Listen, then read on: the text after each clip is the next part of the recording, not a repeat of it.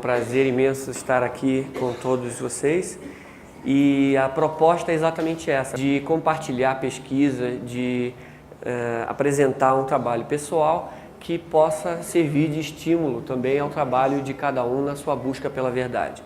Eu sinto uma honra e um privilégio muito grande fazer parte da Sociedade Teosófica, pois ela se destaca como um oásis nessa nossa sociedade ocidental, onde a liberdade de pensamento e a possibilidade de compartilhar buscas e de livremente expressar e compartilhar as suas pesquisas e as suas buscas num espírito de comunhão, num espírito de fraternidade e que possamos nos estimular mutuamente nesse caminho de esclarecimento das coisas da natureza, das coisas do universo e das coisas dos homens.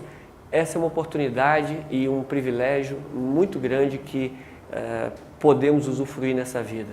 É uma felicidade muito grande fazer parte dessa sociedade e estarmos juntos aqui mais uma vez em nome da busca pela verdade. E a nossa proposta de hoje é compartilhar uma visão ou uma pesquisa e uma percepção de uma ilusão autocriada que a humanidade se enclausurou. É uma ilusão autocriada e uma fonte de conflitos na história da humanidade. Nós poderemos olhar na história da humanidade o que essa percepção equivocada vem trazendo em termos de conflitos, de guerra, de sofrimento para o ser humano. E que se nós pudermos investigar nesse espírito de liberdade, clarear essa maneira de vermos o tempo e a mente, quem sabe possamos, a partir daí, ter uma nova perspectiva de vida e, a partir dessa nova perspectiva de vida, agirmos com uma nova atitude, com um novo posicionamento ante a vida, as ideias e as coisas. Essa associação e essa criação de uma realidade secundária, distorcida, mas útil e necessária para a caminhada do ser humano. Vamos começar por uma breve análise do que seria o tempo. E nós temos então a ajuda de Madame Blavatsky na sua obra máxima, a Doutrina Secreta, na sua obra referência como a obra dos místicos, a obra dos ocultistas, a que traz a síntese da religião, filosofia e ciência. E ela nos coloca num breve aforismo que nos loca numa instância de antes da manifestação do universo. Ela comenta que o tempo não existia, pois não havia Ari para contê-lo. E buscando a palavra Ari, quer dizer os criadores do universo, as inteligências criadoras do universo, os Janshohans, na terminologia hindu. E existe então uma concepção de que há alguma coisa ou alguma consciência que deve estar em relação ao mundo manifestado para que se tenha uma noção temporal. Buscando, antes da manifestação do universo, dizer que o tempo não existia, pois não havia alguém para contê-lo, algo ou uma consciência para contê-lo, é perceber que a visão temporal é uma visão de uma relação, de algo que percebe para o tempo que é percebido. É uma concepção mental. E aí eu faço algumas perguntas que normalmente criam um certo desconforto nas pessoas que sempre pensaram em termos de tempo como uma coisa linear, palpável e real. Eu perguntaria se o tempo como passado, aquilo que nós chamamos de passado, ele é palpável, ele é vivenciável aqui e agora.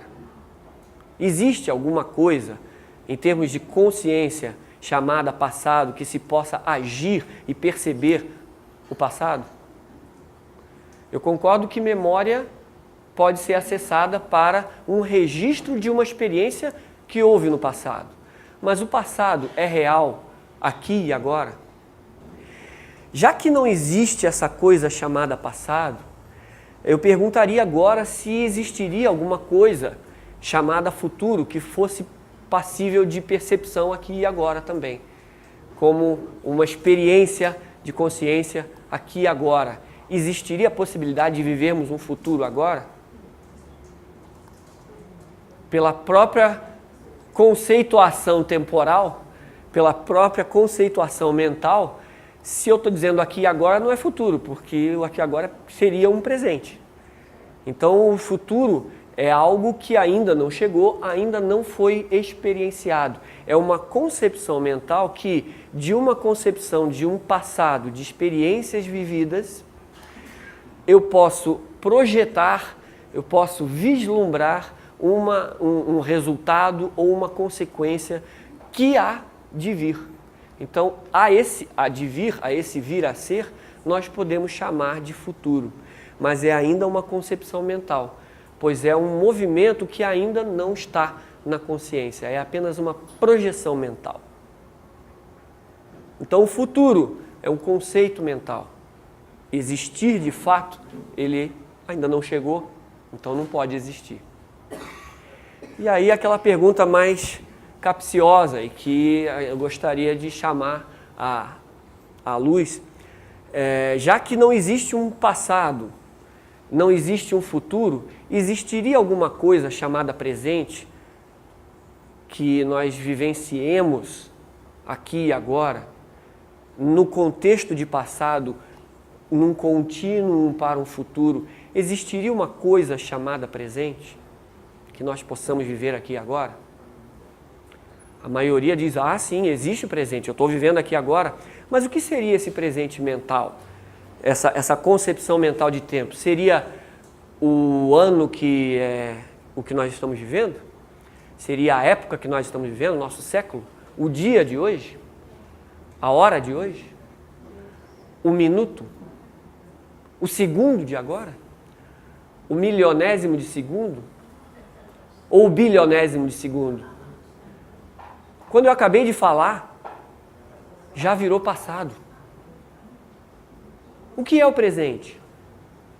Esse que nós consideramos mentalmente como um tempo cronológico que pode ser mensurado, mas o que é ele em termos de percepção, de estado de consciência presente?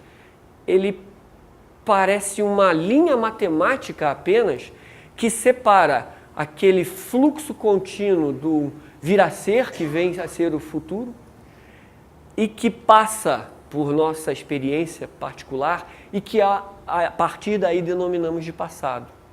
E onde está o presente? E agora? Estamos num beco sem saída. Não existe passado porque já passou. Não existe futuro porque não chegou.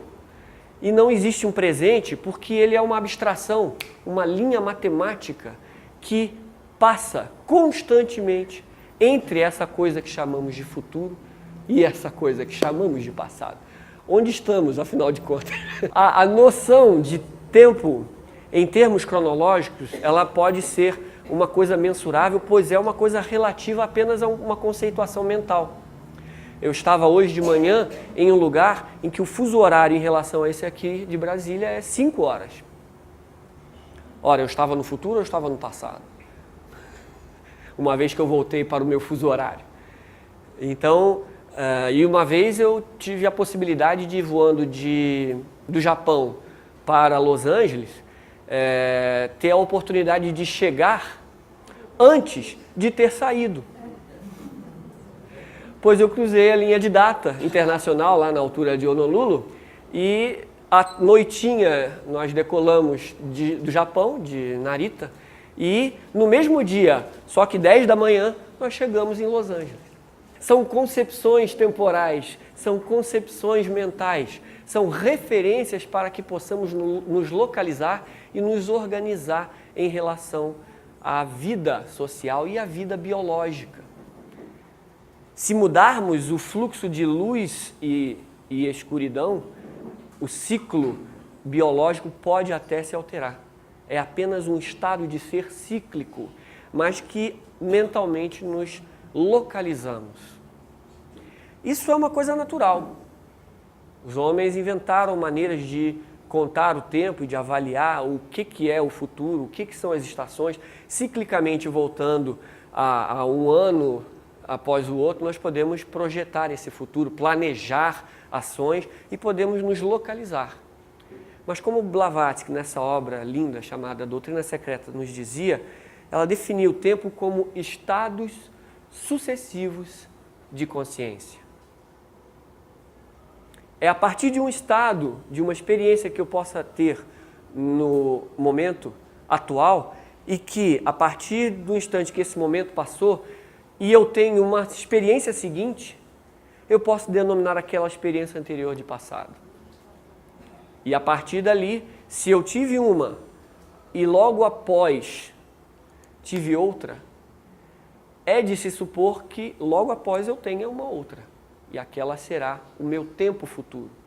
Então, de estados sucessivos de consciência, eu posso inferir que existe uma continuidade, uma projeção plausível, palpável, em termos mentais, de que num futuro eu vou ter uma experiência.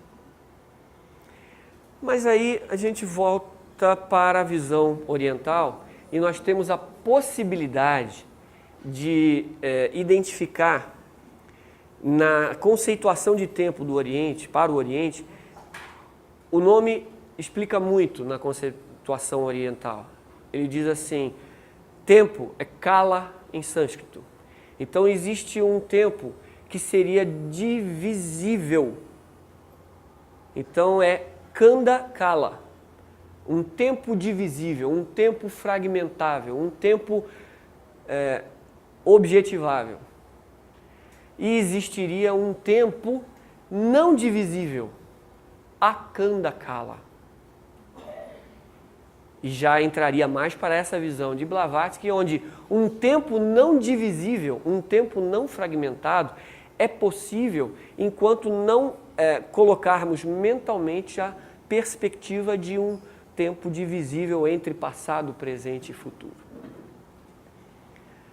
Então, a concepção de tempo divisível nós podemos ver cronologicamente. A concepção de tempo indivisível podemos ver como um contínuo, um único estado de um fluxo constante, onde a experiência está se dando constantemente e as palavras passado, presente e futuro já não têm mais significado nenhum. Existe uma passagem belíssima em um dos Upanishads que diz que há uma paz que ultrapassa o entendimento humano, mora no coração daqueles que vivem no eterno, tentando aludir a um estado de ser em que a pessoa não precisa viver num tempo criado mentalmente. Ela pode viver num estado tal em que a ação possa ser feita momento a momento com toda a plenitude. E aí nós vamos identificar também no pensamento de um outro filósofo profundo, de um pensador conhecido chamado Jiddu Krishnamurti, que nos traz a concepção desse tempo agora numa visão psicológica. O tempo cronológico nós vimos que tem o seu lugar, tem a sua posição na relação com o mundo, apenas como referencial, apenas como uma conceituação mental. Ele é útil? É. O voo sai em determinada hora, todos estejamos lá para que possamos viajar para tal destino. Eu tenho que começar o trabalho e tem hora de acabar o trabalho, tem hora de ação, hora de repouso. Então o tempo está bem localizado, nós temos esse referencial. Isso para a vida prática é importante, válido, útil. Só que o ser humano fez a grande deturpação, digamos assim, da concepção temporal, que é acoplar essa concepção de tempo para o mundo psicológico.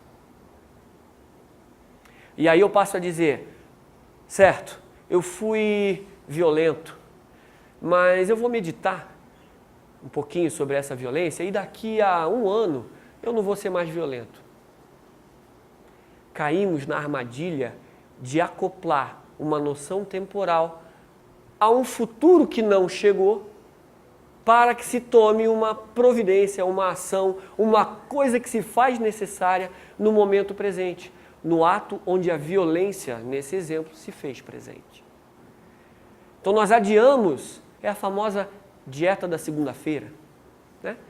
Onde eu adio, eu passo para o futuro, não, mais adiante eu vou fazer, no futuro eu farei. Ou então eu não vou estudar uma obra profunda, mística, porque eu não estou pronto ainda. Ou então, eu sou assim mesmo, eu ainda tenho muito o que aprender para poder me mudar. Perceberam a diferença entre um tempo que é apenas o relógio e um tempo em que indica uma transformação psicológica, em que eu adio a ação que só pode estar aqui e agora para um futuro que não existe, que ainda não chegou e eu não sei se vou vivê-lo? Nós fazemos isso com a noção psicológica do tempo. Nós acoplamos essa mesma concepção que é mental para um auxílio na vida prática a uma transformação psicológica.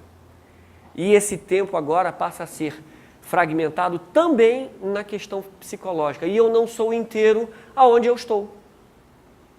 O meu momento presente não é vivido porque eu coloco a vida para frente. Eu só vou viver quando eu tiver o dinheiro, quando eu tiver a tal posse, quando eu tiver o tal emprego. Eu só vou ser feliz quando eu tiver a determinada promoção, quando eu possuir o tal carro, quando, e eu joguei para um futuro que não existe a possibilidade de viver a felicidade. E ela nunca é vivida porque nós estamos mentalmente sempre no futuro ou sempre vivendo no passado.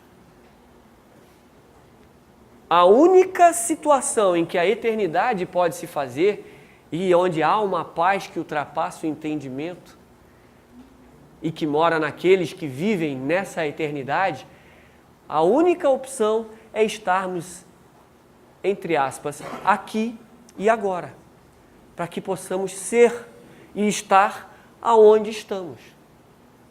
E não mais fugir mentalmente para um futuro que não existe, para um passado que já passou e continuarmos vivendo na inconsciência de fazer coisas que não queremos, de projetar a felicidade ou a paz ou a tolerância ou a não violência para um futuro que não chegou. Fugimos mentalmente da única realidade palpável. É agora. Não existe outro tempo. Esse é o chamado tempo não divisível, Akanda Kala, do hindu.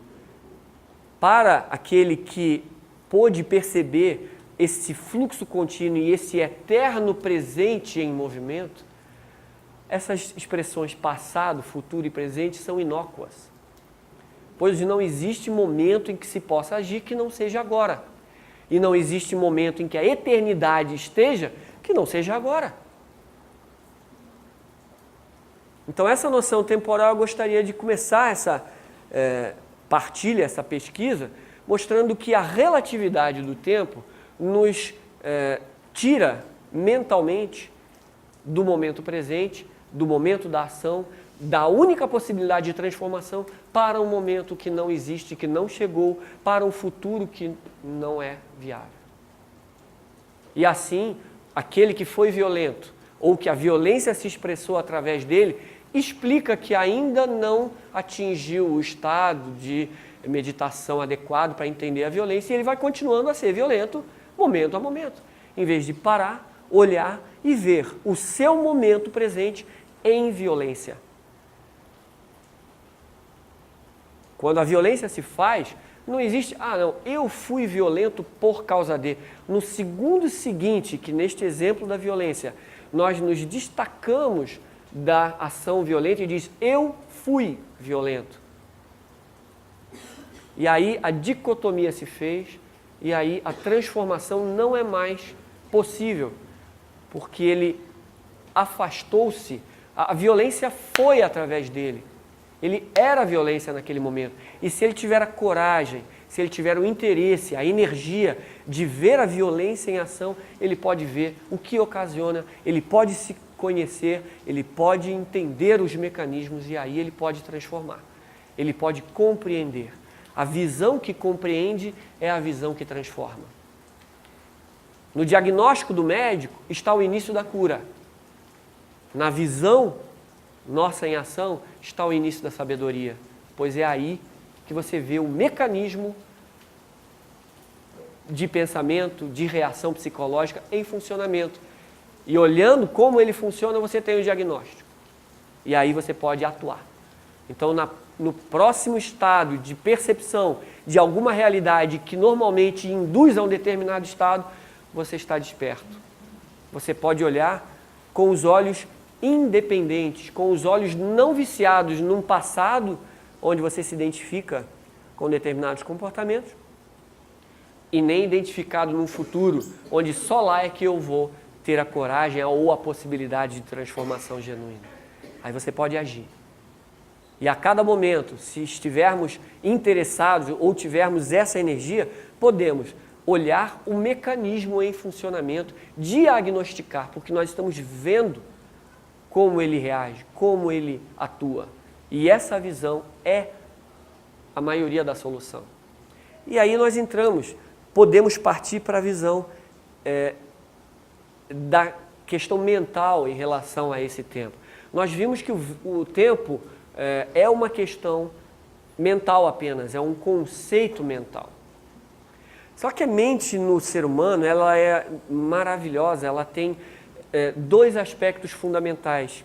A mente, ela é dual, ela tem o seu aspecto que está, neste momento, se ligada ao mundo fenomênico, está ligada no mundo temporal, no mundo dos fenômenos, no mundo das formas em movimento. Então, a mente humana, para a atividade no mundo, ela pode e deve estar conectada com as visões temporais, com os processos temporais do mundo e como ela vai agir em relação a esses processos. Como é que eu vou para casa na hora do meu descanso? Como eu vou efetuar o meu trabalho na minha vida profissional? E assim por diante. Eu vou agir no mundo fenomênico, no mundo das formas, dos fenômenos. Então, há um componente mental que é um aparelho que vai lidar com essa realidade transitória, mutável e que vai agir em consonância com isso. Não há nada de errado em termos essa mente trabalhada, organizada e pronta para responder aos desafios que a vida nos traz. É o chamado princípio mental inferior ou princípio mental objetivo ou o princípio mental humano, ligado aos sentimentos, às paixões e às atividades da vida corriqueira. Só que uma coisa é estar em relação com, outra coisa é estar identificado com. E aí vemos a grande diferença. O possuir algo não quer dizer que nós sejamos aquilo. Se eu possuo esse aspecto da mente, que é o relacionar-se com o mundo, eu posso usá-lo como um instrumento capaz de fazer a resposta que a vida está solicitando. Mas é apenas um instrumento. E eu que o possuo, ele não sou eu. A grande diferença está em identificarmos como eu sou isto. E daí, em relação a esse mundo, e que é saudável que tenhamos essa mente, e que ele é um mecanismo de atuação no mundo, nós podemos tornar esse instrumento não um foco de oposição entre os outros, onde eu me identificaria com ele, e em relação às minhas ideias, aos meus comportamentos, eu faço uma ilha em torno e digo, isto sou eu. Agora o outro não é eu, logo ele é meu inimigo, ou ele é meu oponente, e eu quero fazer então deste mundo um palco onde as minhas ideias é que devem prevalecer, as minhas opiniões é que devem ser as conceituadas e assim por diante. E a minha visão de vida é que deve ser a correta. E assim nós identificamos todos os motivos de todas as guerras e conflitos na humanidade com a identificação em um pensamento, em uma ideologia, em uma opinião cristalizada que toma determinada forma. E aí nós vemos que quem não pensar como eu é meu inimigo.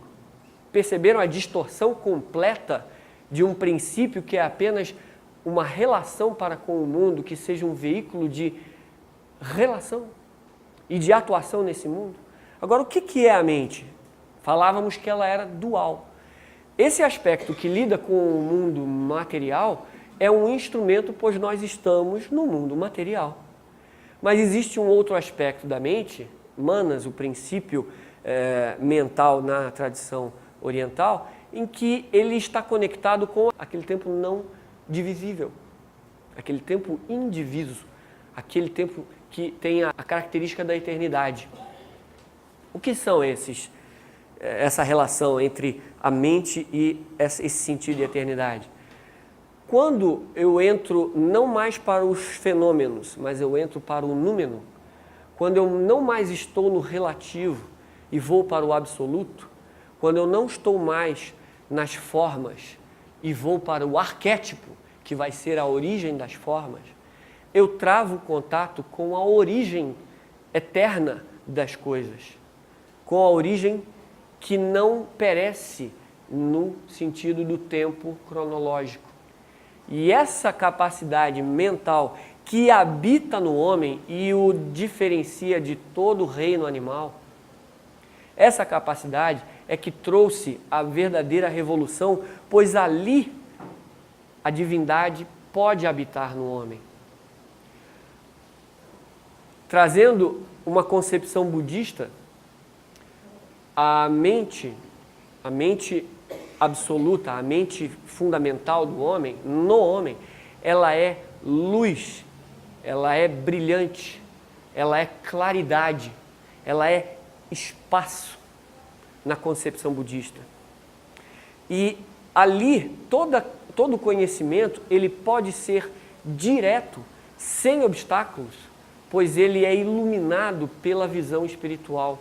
Ele é iluminado pela a alma universal que habita no homem.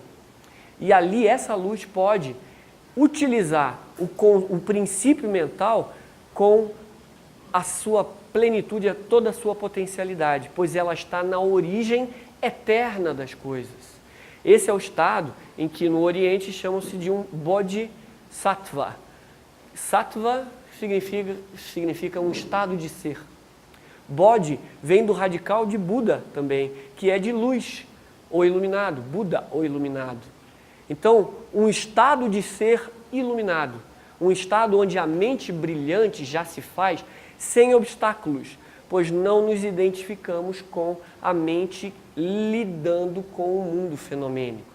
Nós podemos dirigir a percepção, a atenção para os aspectos eternos da percepção mental, para os aspectos arquetípicos da percepção mental. E aí o princípio ou um estado de ser que o budismo coloca muito claro é um estado de bodhicitta. Citta como um dos aspectos do princípio mental, mas bodhi com o mesmo radical de bodhisattva, de Buda, onde a mente esteja iluminada por um sentido universal de conhecimento, onde a vida é uma unidade e ela pode identificar as relações interdependentes de tudo e pode então aflorar a compaixão genuína, a unidade de percepção com todas as facetas de manifestação que somos nós, que é a vida, que são as ideias. Então, bodhicitta é uma mente iluminada pela compaixão, pelo amor, pela visão espiritual da unidade de toda essa existência, que é um dos axiomas da filosofia esotérica. Então, uma mente que não mais se identifica com o temporal, com o fenômeno, com a mutabilidade das experiências, e ela pode se posicionar na perspectiva do atemporal, na perspectiva do arquétipo, da fonte, da essência fundamental daquele conhecimento, ela pode olhar as coisas com a visão espiritual da eternidade. Ela pode olhar as coisas com a visão de quem está na fonte das coisas que se fazem. O mundo fenomênico vai se decompor, pois ele é composto. Tudo que é composto na mudança intrínseca à vida vai se decompor. Então, quando nós nos identificamos com essa mente que é o instrumento do mundo fenomênico e que lida com essas mudanças, quando nós nos identificamos com aquilo, somos como aquela mãe que não vê o filho como um adulto e é sempre aquela criancinha. Ou aquela pessoa que identifica as suas ideias e dali ela não arreda pé porque ela disse, não, isso sou eu me identifico com isso e dali para frente ele só vai ver a vida com aquela identificação, com aquela perspectiva e vai macular a percepção da vida. Então, quem se identificar com as opiniões que passam, pois a vida muda. Nós conhecemos aquelas pessoas que dizem, não, eu sou uma pessoa de personalidade forte, eu não mudo de opinião. Alguém já ouviu essa frase aqui, né? São as pessoas que se identificam com as suas ideias e opiniões em relação ao mundo que muda. E ela, não mudando, vai estar morrendo no mau sentido para a vida que está em mutação. Quem é sábio, sabe que vai mudar de opinião, de acordo com as circunstâncias que vão mudar. E ele vai olhar de uma nova maneira. E a vida vai mudar. Por que ele não vai mudar a sua perspectiva do mundo que muda? Agora, de princípios nós precisamos mudar? De ideias fundamentais precisamos mudar? Quando encontramos um solo firme de percepção de uma verdade genuína e de um princípio que é uma lei na natureza e que dali tudo vai se desdobrar, nós precisamos mudar de princípios? Aí é que eu acho que não precisamos, pois tudo vai estar mudando à luz de um princípio fundamental. Então a mente no homem, manas, man, né, que é o homem, é o que caracteriza, ela pode ser aquele espelho cristalino que reflete a luz da visão espiritual, a luz do sol espiritual que bate e reflete em toda a sua plenitude e pode ver com olhos não distorcidos. Dizem que a mente é como um espelho, mas que colhe pó, e que o trabalho do yogi, ou o trabalho do discípulo, ou daquele que busca uma percepção mais acurada, é estar constantemente limpando a mente, pois ela é contaminada ou contagiada com as relações do mundo e com as ideias e com as pessoas. E ela pode ser deturpada pela força da sociedade, pela força da cultura, pela força do condicionamento educacional, cultural, etc. Mas se estivermos atentos, limpando a cada momento essa mente, ela pode, como dizia uma amiga minha, muito querida, a mente, quando não dominada, ela pode ser o pior dos inimigos. Mas a mente dominada, ela é a mais útil e eficaz serva. Ela é a que obedece e a que vê e a que permite que atuemos sem distorções. Então, o estado de bodhicitta é uma mente que é iluminada pela noção espiritual da unidade da vida e que impregna ou ilumina o princípio mental da cognição e ele vai enxergar os aspectos eternos da vida. E aí podemos então ver que um bodhisattva, sendo um estado de ser iluminado, é aquele que percebe as coisas como elas são e que atua de acordo com a necessidade das coisas como são. E se a vida pedir para ele não agir, ele não vai agir. O ocidental tem que estar agindo, correndo, sempre em atividade. Mas há uma pergunta, para onde estamos indo? Para que estamos tão agitados? O que estamos fazendo? Para quê? Por quê? Então, quando a vida pedir, vamos agir. Quando a vida não pedir, olhemos e não atuemos. Essa é a visão da plena capacidade de ação, é a possibilidade de ver e agir em sintonia com a vida. Se estamos num processo mental associado ao aspecto temporal, nós vamos estar impregnando a mente, que é visão cristalina, que é luz, com o aspecto temporal da vida. Eu vou colocar o meu passado na visão. Eu vou estar condicionado pela educação, pela cultura, pela sociedade em que eu vivo, pelas opiniões reinantes, pela mídia que tenta me fazer pensar de uma determinada maneira, vou estar extremamente condicionado e não vou agir. Pois eu estou identificado com uma mente, o aspecto da mente que apenas é um instrumento de lidar com o mundo. Se eu estou condicionado no passado a pensar de uma determinada maneira, o futuro só pode ser um resultado de uma mente condicionada e o futuro vai ser de novo viciado, condicionado, pois a mente que percebeu e passou a atuar não atuou com a percepção aclareada, abrilhantada pela visão espiritual. E ela vai ser, de novo, deturpada por uma visão condicionada e o resultado dessa ação será fatalmente condicionado e nós estaremos ligados no tempo. Aí eu lembro de uma determinada colocação que foi feita num dos seminários da Sociedade Teosófica. Nós estávamos discutindo a questão do espaço e do tempo em um seminário em 1988, se eu não me engano. E esse seminário concluiu, digamos assim, que o tempo é igual ao karma. A lei do karma é uma lei temporal que liga uma ação feita num determinado momento a uma consequência inevitável num futuro que vai chegar. Então, a estrutura da lei de causa e efeito, da lei do equilíbrio universal, da lei da justiça absoluta, em um momento agiu, no momento seguinte a reação é inevitável, num momento futuro qualquer. Pois a ação está intrinsecamente ligada à sua reação. E se agimos em consonância com a mente que está ligada para o mundo fenomênico, nós estamos agindo com o interesse daquela entidade que está agindo. Logo, eu estou agindo egoisticamente.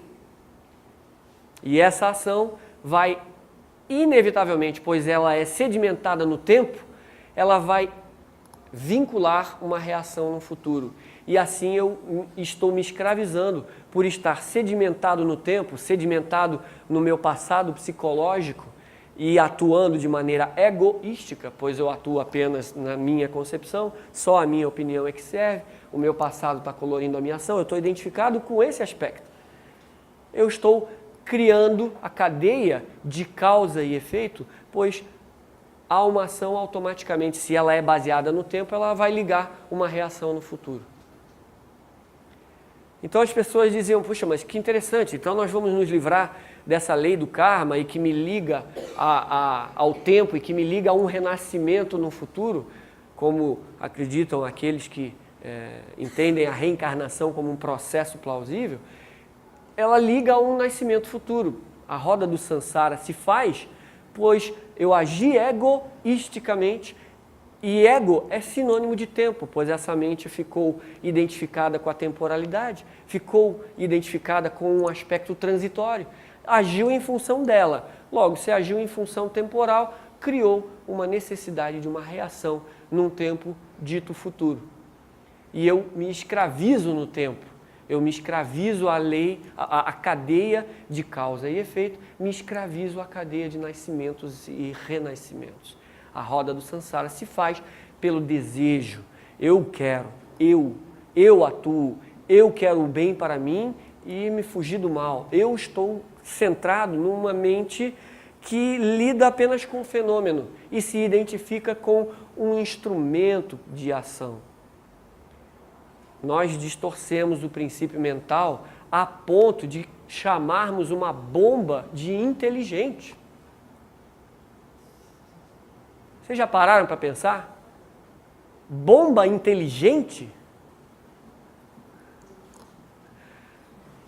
É apenas uma bomba que tem uma coisa, um atributo, que é básico do atributo mental básico também da humanidade. Se localizar, ter determinado princípio de atuação, isso é a mente humana. Nós distorcemos tanto a coisa a ponto de dizer que a guerra pode ser santa. Onde nós vamos parar? Né? De que são mitos no sentido deturpado, né? De uma verdade que é imposta e que a partir dali passamos a raciocinar. De que a tecnologia é a solução para o mundo inteiro. ou de que a ciência vai trazer a solução para todos e que o acúmulo de bens materiais vai identificar o nível de qualidade de vida de um povo. São coisas que não fazem o menor sentido. E nós passamos a acreditar, nos identificar, e aí eu só sou uma pessoa socialmente aceita se eu tenho o último celular, o carro do ano, a conta no banco recheada e assim por diante. Aquilo em que nós acoplamos importância e nos identificamos aquilo. É terrível o que isso causa na humanidade. Nós acoplamos um sentido de valor, de importância a um estado psicológico qualquer que ele seja. E um estado mental, um status psicológico ao mundo fenomênico. Ora, se o mundo vai mudar, o meu status vai mudar também. Se hoje eu sou presidente, se eu sou autoridade, amanhã eu já não vou ser, porque as coisas vão mudar. Tudo faz o seu caminho de ascensão e queda. As civilizações egípcia, grega, romana e assim sucessivamente mostraram que a lei cíclica é inexorável e que o que era importante já não é mais nesse mundo dos fenômenos. Mas tem um sentido eterno dentro de tudo isso. Os conceitos filosóficos trazidos por Roma no direito, pela Grécia, no sentido da filosofia, pelo Egito, no sentido da espiritualidade e assim por diante, são princípios eternos. E nós podemos identificá-los nas verdadeiras tradições da humanidade e podemos, em sintonia com esses princípios eternos, agir, sintonizar a nossa consciência com algo que não é mutável e atingir aquela paz que ultrapassa o entendimento humano. Ela mora no coração daqueles que vivem no eterno. Há uma mente que não é acoplada no tempo, há um tempo que não é divisível, há uma percepção que não é condicionada pela temporalidade. E essa mente, essa percepção é a solução do problema humano. Quando tivermos o princípio humano, da mente humana, iluminada pelo seu princípio espiritual, que é o princípio da visão da interdependência, da unidade da vida, da comunhão de todos os seres, da coabitação de um único planeta, de uma vida que se expressa milagrosamente de bilhões de maneiras diferentes só nos seres humanos. Essa unidade mostrando a ilimitada riqueza nas suas expressões em cada ser humano, em cada olhar de criança, em cada alma humana que habita esse planeta, em cada animal, em cada planta, em cada mineral, são características únicas. A beleza incomensurável de uma vida una, mostrando toda a sua potencialidade, a sua ilimitada potencialidade, e de trazer em cada foco de consciência uma coloração única, um aspecto seu bem desenvolvido, uma nova tonalidade, uma riqueza ilimitada, é de espantar qualquer pessoa que passa para observar. A vida que habita em mim habita em cada ser humano. A mente, então, iluminada por essa visão, que entende a inter-relação das coisas, a vida que habita em cada ser, que habita em todos os seres, e ela, por isso, em um estado de reverência, amor, compaixão, entender que ela não precisa sofrer, ela pode desenvolver e desabrochar todas as suas potencialidades, essa compaixão vai ser a grande motivação para que limpemos o nosso princípio mental. Tiremos mais um foco de dor e sofrimento da vida, o nosso. Olhemos a vida como ela é. Possamos entregar a mente que está esperando por brilhar, por iluminar a nossa vida e dar sentido, dar significado, que possamos usar essa mente para o princípio da vida universal. A mente que habita no ser humano, ela é oriunda ou ela é um reflexo da mente universal, que é uma só. Então, se olharmos um lago bonito com suas ondinhas, né, quando passa uma brisa, e olharmos o reflexo do sol, nós vemos que miríades de pontos brilhantes que refletem o sol naquela superfície nos mostram o reflexo do mesmo sol, mas são miríades de pontos brilhantes. Nós somos miríades de facetas e pontos brilhantes do mesmo sol espiritual. Esse sol que habita em nós reflete de acordo com a nossa tônica, a nossa natureza íntima, a nossa estrutura atual.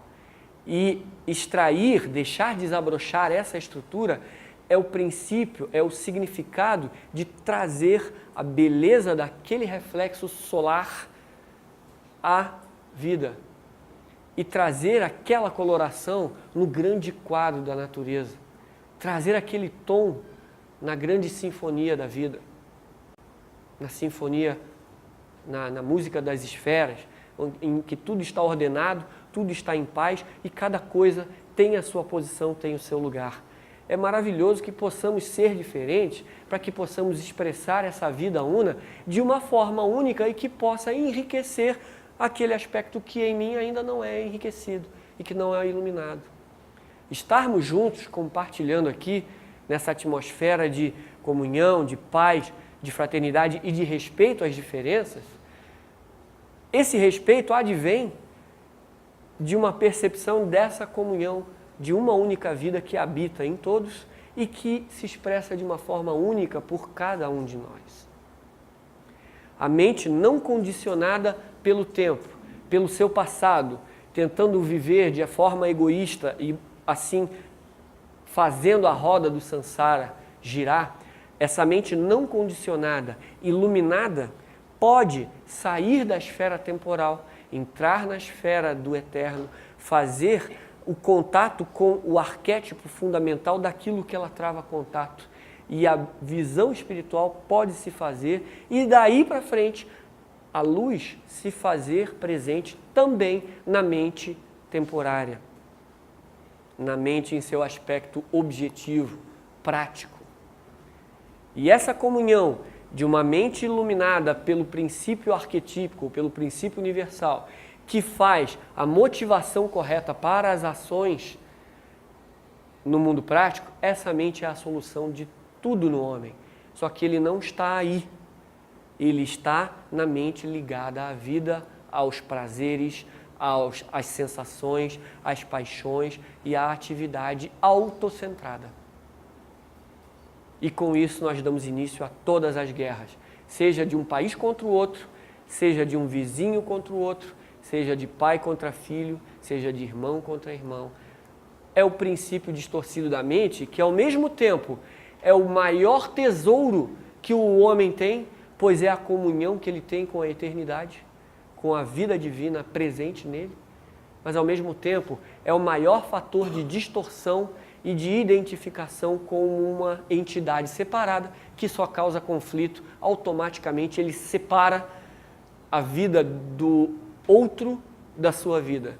E quando ele luta para fazer a vida dele melhor que a do outro, ele está em oposição e a guerra vai começar. E o conflito vai começar. Nós, ao nos identificarmos com esse princípio inferior, com esse aspecto inferior da mente, ou o aspecto temporário, dizendo melhor, nós estamos caindo no mundo do fenômeno. Logo, estamos caindo no mundo da relatividade, da mutação. Logo, precisamos estar atentos se vamos ou não mudar nossas concepções, mudar nossas opiniões, olhar a vida de formas diferentes, aproveitar opiniões diferentes, visões diferentes para enriquecer a nossa própria visão. A mente é tão deturpadora. Vocês conhecem aquela história da pessoa que ficou sem o carro, o pneu furou, teve algum problema com o pneu, e ele precisava de um macaco, mas não tinha o macaco naquele momento, e estava de noite, e chovendo, em uma casa muito longe, e ele foi caminhando para casa para ver se o dono tinha um macaco. E ele foi caminhando, mas ele foi pensando, eu preciso do macaco, mas será que ele vai me emprestar? Será que o dono daquela casa vai achar que eu sou um ladrão? Será que o dono da casa vai ter coragem de abrir a porta para mim a essa hora da noite, chovendo, e me emprestar um macaco? Será que aquele homem vai ser tão bom desse jeito? Ou será que ele vai desconfiar que eu acho que eu não estou bem barbeado, eu não sei se eu estou bem apresentado para pedir esse macaco, mas esse homem, ele vai ter que me emprestar. E ele foi caminhando assim, com o pensamento Ele vai me emprestar ou não vai? O que ele vai fazer? Será que eu consigo esse macaco? E a preocupação foi tanto, ele pensando, quando ele abriu a porta, bateu lá e o homem abriu com a mão, pois não, o que eu posso ajudar? O senhor sabe que eu não preciso desse macaco coisa nenhuma, o senhor sabe que eu vou arrumar o macaco em outra casa, e a pessoa... Nós conseguimos criar montanhas de vento, nós conseguimos criar imagens, nós conseguimos criar coisas totalmente falsas, usando o princípio mental de uma forma totalmente distorcida. E a partir dela agimos. Um sorriso para emprestar o macaco veio uma... né? Então o ser humano ele é capaz de mentalmente projetar, criar, imaginar, são atividades normais. O problema é nos identificarmos com ela e fazermos disso uma noção de identidade, de ser à parte, de um ser separado dos demais. Então a mente e o tempo, a nossa reflexão hoje é que a mente produto do tempo é uma mente condicionada e ela automaticamente age no sentido condicionado, no feixe de suas memórias que cria uma estrutura analítica, uma entidade chamada eu, uma personalidade. E essa relação trazida para o aspecto psicológico é a deturpação do processo mental. O processo mental pode ser apenas a atividade no mundo fenomênico, desde que esteja iluminada pelo princípio espiritual, o princípio eterno que habita em nós. A mente, ela é brilho, luz, claridade na tradição budista. Vendo Krishnamurti pensando, ele dizia, é espaço e claridade, é silêncio, é uma percepção desobstruída, é uma capacidade de olhar e ver. É uma visão não condicionada. Então, um bodhisattva é um estado de ser iluminado, de mente iluminada. E a iluminação só pode vir do reino do eterno. E no reino do eterno não há separatividade. E logo, aquele reino em que nós todos somos um, esse eu humano é uma coisa. O medo humano não é diferente meu do japonês. A ambição humana não é diferente do africano para o europeu. As sensações humanas são uma só. São humanas. Há uma só família humana nesse planeta. Há uma humanidade. E ela não é apartada. Nós podemos ser diferentes, mas não somos apartados. Não somos separados. E aí, com essa visão aglutinadora, perceptiva dessa vida única, dessa divindade que habita em todos, mas que está apenas se mostrando em determinada faceta, essa percepção pode e é a solução dos problemas humanos. Se, como diria um amigo meu, se olharmos um ser humano através de seus defeitos, nós estamos num processo ainda temporal, porque o defeito é a não revelação da luz daquela qualidade naquela pessoa. Então eu estou entrando para o erro, pois se o processo temporal é dele vir a iluminar aquele defeito, entre aspas, ou aquela característica, eu estou caindo em erro, porque eu estou lidando uma pessoa pelos seus defeitos. Já uma pessoa que olha a outra pelas suas qualidades, identifica o que a mente universal e o que a real natureza daquele indivíduo já brilha em toda a sua plenitude.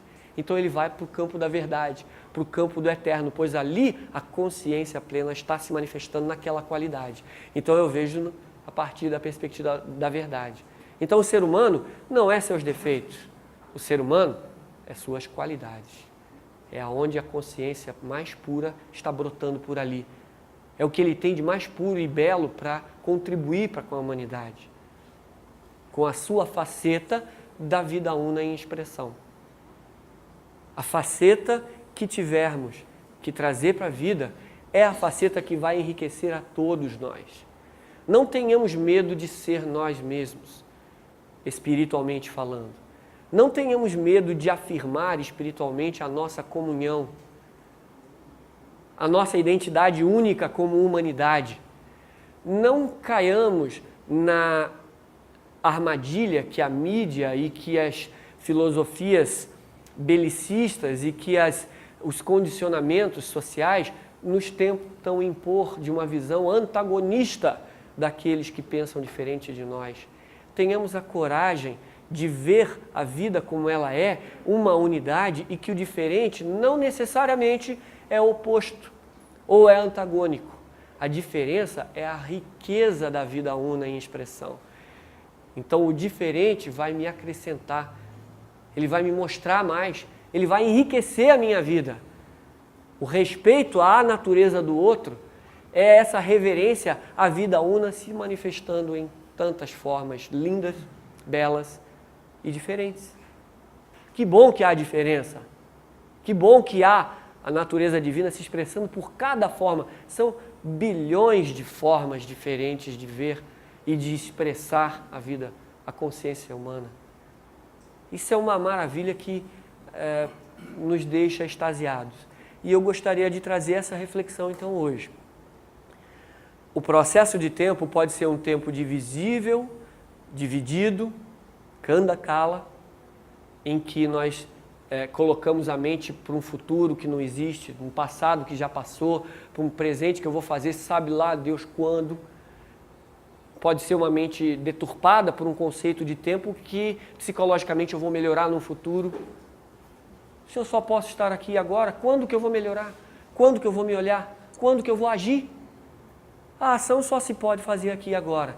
A noção de tempo, então, com a noção da mente que faz artimanhas, artifícios, criações artificiais e que apenas nos tira do momento presente. A mente que está identificada com esse tempo está sempre ou no futuro ou sempre no passado.